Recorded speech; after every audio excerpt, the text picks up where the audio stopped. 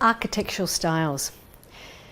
It's really important to be able to recognise the architecture of various homes. So I'm just going to show you a few slides of pictures, and really this is something you can go back to over and over again to get to familiarise yourself with the different types of architecture. So starting off with the colonial styles, between 1810 and 1840, these were the types of homes that were built in that era in Australia. You'll find some of these, for example, we went to Echuca recently in Victoria, along the border of New South Wales, and there were quite a few colonial types of homes in this area because, of course, it was that was the era in which it became populated. Victorian styles are something you'll find more in the inner city areas of Sydney and Melbourne, and you can see here they include your terrace homes. Terrace homes are especially interesting. With the audits that I've done for terrace homes, you'll find there's no vapour barriers in their walls, they're just brick cavity.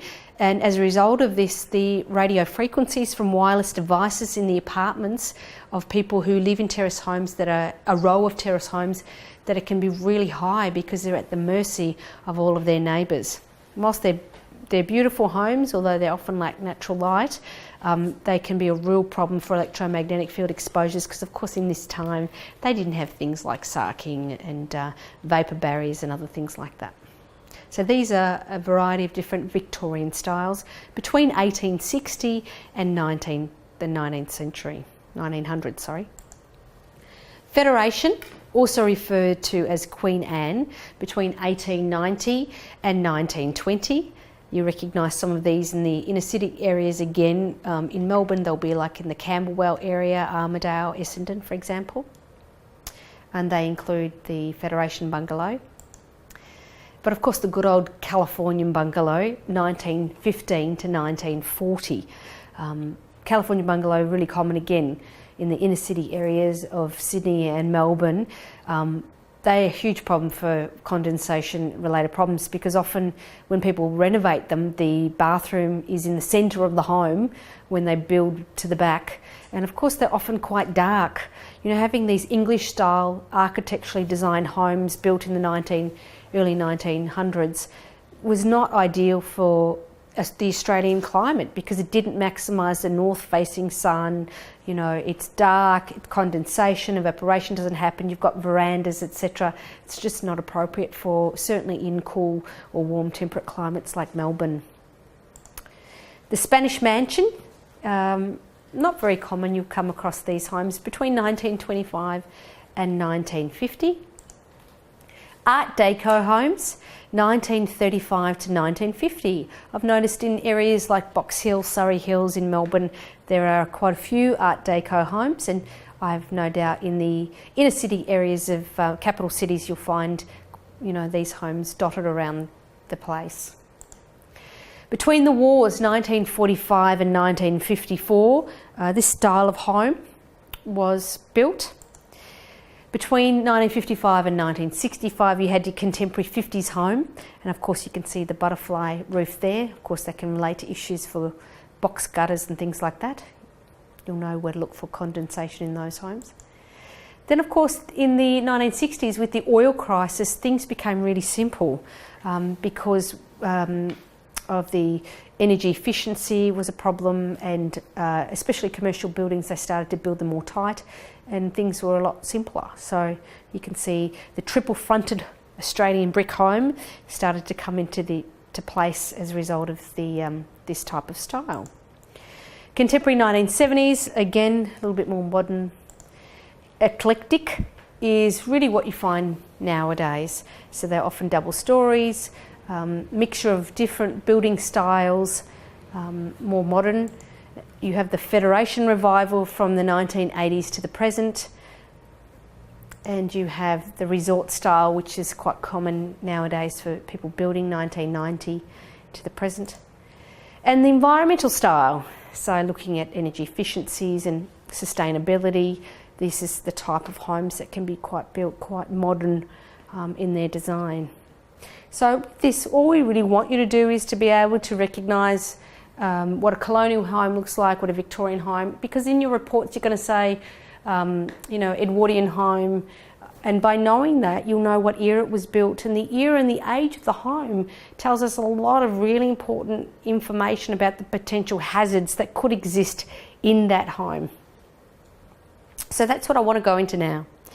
The age of the home is one of the most important things that you need to know about as a building biologist. As I've harped on many times before, asbestos is the problem. Between 1945 and 1980, asbestos was used in over 3,000 building materials, from fibre cement sheeting primarily, even in vinyl floor coverings.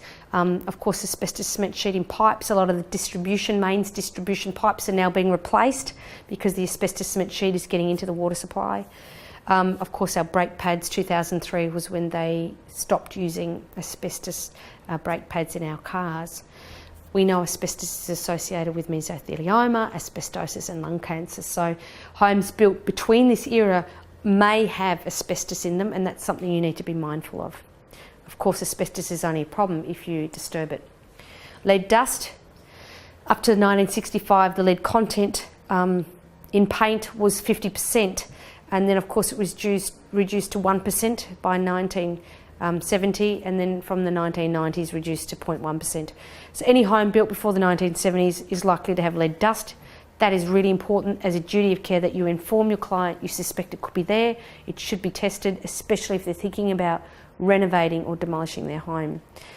We know it's associated with a lot of significant adverse health effects, which is documented in my book and in your notes. Mainly learning and behavioural disorders and a drop in IQ in children, infertility in adults, especially males, and of course miscarriages and anemia. Lead pipe was also used up until the 1930s, pure lead pipe. Now this was thought to be the demise of the Roman Empire as a result of ingesting lead pipe, leading to infertility and mental illness. In the older parts of capital cities like Melbourne and Sydney, there could be still lead pipe in the mains distribution system. And this is another reason why a water filter is not a luxury, it's a necessity. Lead solder, of course, was used on galvanised steel pipe, water pipe up until 1989. Many of the homes in Melbourne built before 1990 will have galv pipe. And you'll know because when they aren't in the home, after a few days when they come back and they put the hot water on, they'll find that it comes out a browny, rusty colour, and that's often galv pipe that's corroding. Often they used lead solder to put that pipe together, so that's a problem. Lead commonly found in brass fixtures. So even to this day, brass taps and fittings can be high in lead content, and in fact, recently the Perth built a children's hospital and they had to delay opening it because the brass fixtures emitted huge amounts of lead into their drinking water supply. Like that's now, real problem. Copper, the age of the home, up until after the 1970s, copper was used to replace these galvanised steel water pipes. Of course, copper can corrode. The more chlorine there is in the water, it acidifies the water, the higher the level of corrosion, pitting corrosion. If copper is laid as drinking water pipes, it can be a good pipe, but it needs to be good quality and it needs to be oxidised. You don't ever want to lay cheap shiny copper pipe, because that shininess means it's going to oxidise for several years and release copper ions into the water supply. You don't want that to happen. That's why if you're going to have copper related issues in the water, it generally will happen in the first 3 to 5 years of a new home when the copper is laid.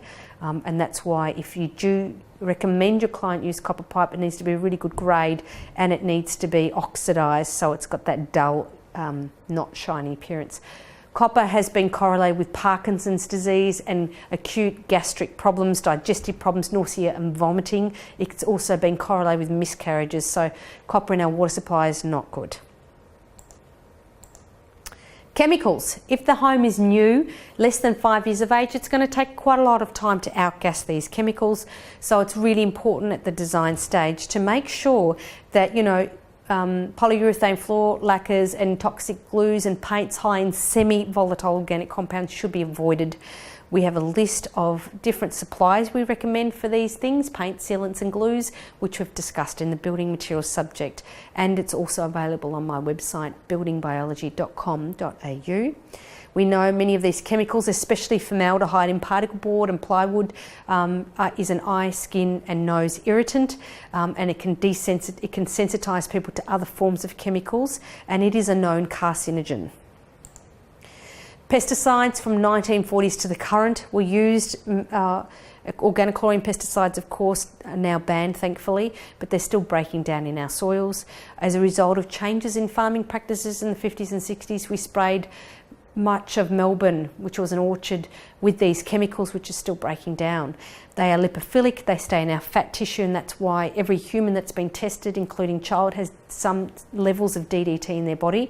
Much of it will be passed on through the placenta and through the breast milk when a woman is pregnant or breastfeeding, unfortunately.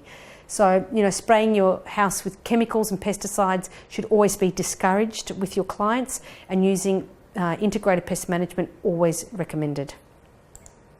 Mould. The older the home is, the higher the likelihood it's got multiple water intrusion events. Asking the client about the exposure to moisture and its level of condensation is really important. Often if they've moved into an old home, they won't have that history. That's why it's important for the client to ask the neighbours or anyone in the street that knows about the history of the house they've moved into. That can be some of the most useful information you'll get about a home.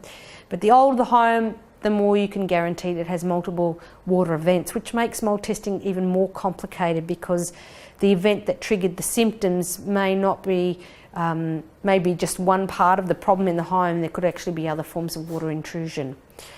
New builds can experience condensation and mould-related problems, which I've discussed previously in the building design subject. It's often because the building code has not considered the movement of water vapour throughout the building envelope. So you have this water vapour in the home generated from the occupants, then that moisture's going through the gyprock or plasterboard, it hits the vapour barrier, which is impermeable, and then it condenses and creates moisture in the wall cavities and in the roof space, etc. That is a real problem. That's why at the design stage, impermeable vapour wraps are so important. So that really looks at the different types of styles of home, and that's important so that you can get an idea of approximately when the house was likely to be built, which will give you some idea as to what type of hazards could be present. And of course the age of the home is really important, and this is the information that you really need to learn as a building biologist.